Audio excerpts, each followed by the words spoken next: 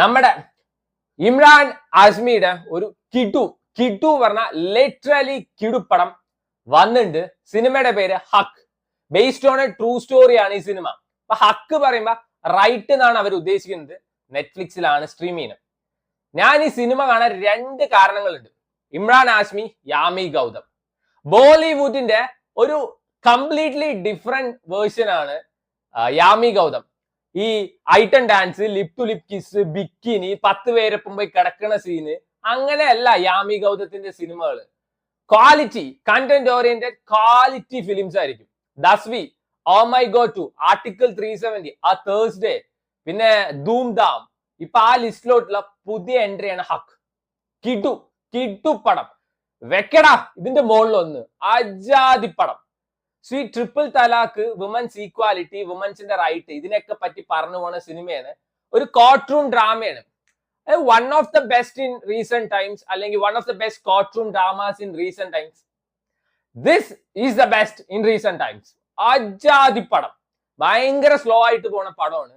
ഈ സിനിമയുടെ soul, life, backbone എല്ലാം യാമി ഗൗതം. അജാതി performance. And she is the best in town. വെക്കടാ ഇതിന്റെ മുകളിൽ ഒരു performance. Yami Gautam deserves national award. ആ ഫ്രേസേ തെറ്റാണ്. National award deserves Yami Gautam. ഇത് എക്സാജറേറ്റ് ചെയ്ത് പറയുന്നതല്ല. എന്റെ മാമന്റെ പടമൊന്നും അല്ല അത് എക്സാജറേറ്റ് ചെയ്ത് പറയാൻ. അജാതി പെർഫോമൻസ്. നമ്മളിപ്പോ കുറെ പേരെ കണ്ടു, so call lady super star എന്ന് വിളിച്ച് ഞാൻ എന്തോ വലിയ സംഭവമാണ് പറഞ്ഞിട്ട് സിനിമ പ്രൊമോട്ട് ചെയ്ത് നടക്കുന്ന കുറെ എണ്ണമുണ്ട്.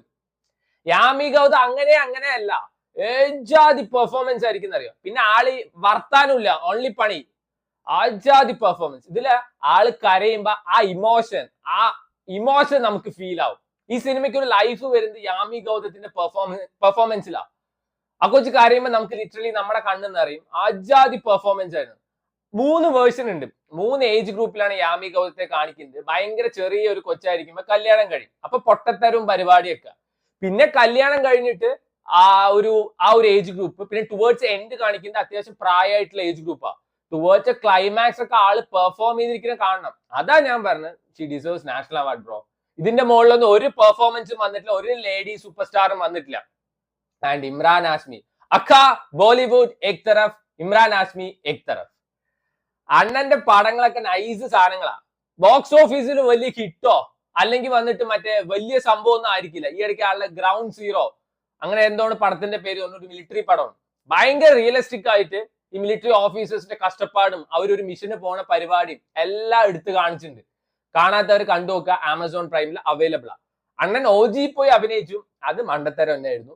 പക്ഷെ OGയിലും അങ്ങേരെ ഓറ, അങ്ങേരെ സ്ക്രീൻ പ്രസൻസ് കണ്ടവർക്ക് മനസ്സിലാവും. വേറെ ഒരുത്തനുണ്ടായിരുന്നില്ല, ബീരാൻ. അവിടെ പോയിട്ട് കൊച്ചിന്റെ പെൻസിൽ കട്ടപ്പുള്ള എക്സ്പ്രഷൻ ഒക്കെ ഇട്ടിട്ട് മാസ് സീനാണ് വന്നിരിക്കുന്നത്. കണ്ട് പടി അണ്ണ. ആള് കിടു പെർഫോമൻസ് ആയിരുന്നു. ഇതിന് ട്രെയിലർ കണ്ട സമയത്ത് ഐ വാസ് ലൈക്ക് യാമി ഗൗതത്തിനെ സഹായിക്കാൻ വരുന്ന വിശാല മനസ്കനായ നായകൻ. അങ്ങനെയൊന്നും അല്ല, അണ്ണനാണ് വില്ലൻ. അതിന്റെ ഭയങ്കര ഈഗോ തലക്കി പിടിച്ചൊരു ക്യാരക്ടർ അങ്ങനെ കിടു ആയിട്ട് പെർഫോം ചെയ്തിട്ടുണ്ട്. ഈ സിനിമയില് ത്രൂ ഔട്ട് അഭിനയിച്ച് എല്ലാവരും അടിപൊളിയായിരുന്നു. പക്ഷെ യാമി ഗൗതത്തിന്റെ തട്ട് താൻ തന്നെ ഇരിക്കും. ഇമ്രാൻ ഹാഷ്മിയെക്കാളും കിടുവായിട്ടാണ് ആൾ പെർഫോം ചെയ്തിരിക്കുന്നത്. ഞാൻ പറഞ്ഞില്ലേ, ഇതിന്റെ കഥ ഞാൻ പറയുന്നില്ല. പറഞ്ഞു കഴിഞ്ഞാൽ അത് ഒരു സുഖം ഉണ്ടാവില്ല. കാരണം ഇതൊരു പ്രൊപ്പഗാൻഡ ഫിലിമാണെന്ന് പലരും പറയുന്നുണ്ട്. എനിക്ക് ഇതിനെ പറ്റിയിട്ടുള്ള ബേസിക്സോ അല്ലെങ്കിൽ ഇതിനെ പറ്റിയിട്ടുള്ള കൂടുതൽ റിസർച്ച് ചെയ്തിട്ടുള്ള നോളേജ് ഒന്നുമില്ല. ടു മീ പേഴ്സണലി ഒരു സിനിമ ലവർ ആ ഒരു രീതി കാണുമ്പോൾ this is a wonderful film. Wonderful പറഞ്ഞാൽ വെൽ റിട്ടൺ കിടു പടം. ഹിന്ദി ഭാഷ മാത്രമേ അവൈലബിൾ ആയിട്ടുള്ളൂ. അതാണ് ഒരു പ്രശ്നം. സോ സബ് ടൈറ്റിൽ വെച്ച് സിനിമ കാണുന്നവരാണെന്ന് വെച്ചാൽ you should definitely try this. കിടു പടമാണ്. ഇതൊക്കെ മിസ് ചെയ്ത് വേറെ ഒന്നും കണ്ടിട്ട് കാര്യമില്ല. നമ്മൾ ബോളിവുഡ് നോക്കുമ്പോൾ ചെയ്യാര കൊയ്യാര ഏക്ക് ദീവാനേക്ക് ദീവാനിയത് അങ്ങനത്തെ അപരാധങ്ങളൊക്കെ അവർ ഹിറ്റാക്കും. വൈ നോട്ട് ഹക്ക്? ഈ സിനിമ ഡിസേർവ് ചെയ്യുന്നത് 100 crores. ഈ സിനിമ ഡിസേർവ് ചെയ്യുന്നത് 150 crores. Quality content oriented film ആണ് ഹക്ക്. ആ പടം ഒന്നും ആർക്കും വേണ്ട. ഒരു രാജ്യ അപരാധങ്ങൾ, ടോയ്ലറ്റ് പേപ്പറിന് പോലും വേണ്ടത്തെ ഷിറ്റ്സിനൊക്കെയാണ് ഓരോരുത്തർ തലയിൽ വെച്ച് കൊണ്ടേ നടക്കുന്നത്. ഐ ഫീൽ പിറ്റി, റിയലി പിറ്റി എന്നേ പറയാനുള്ളൂ. സോ വേണ്ടവർ കണ്ടു നോക്കുക. എനിക്ക് 2026 ഞാൻ 2 പടം കണ്ടിട്ടുള്ളൂ. ഒന്ന് വൃത്ത, ഒന്ന് ഇത് കിടു പടമാണ്. So try it out.